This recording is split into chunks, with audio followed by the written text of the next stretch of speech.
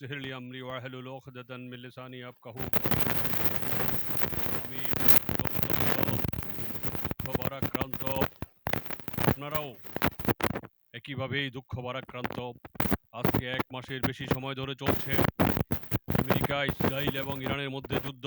শুধু যুদ্ধ বিধ্বস্ত এলাকার মানুষ যে নানা রকম সমস্যা আছে তা নয়, এই যুদ্ধের সূত্র ধরে সারা পৃথিবীর কোটি কোটি মানুষ আজকে বিপন্ন, বিপর্যস্ত, সমস্যাগ্রস্ত হয়ে পড়ছি আমরা।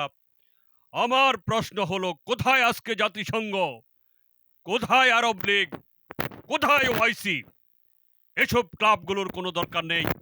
তারা যদি মানবতার জন্য কোনো কাজ করতে না পারে, পৃথিবীবাসীর সমস্যার বিষয়ে যদি তারা কোনো ভূমিকা রাখতে না পারে, তাহলে এ ধরনের ওআইসি, আরব লীগ, জাতিসংঘের কোনো প্রয়োজন আছে বলে আমি মনে করি না।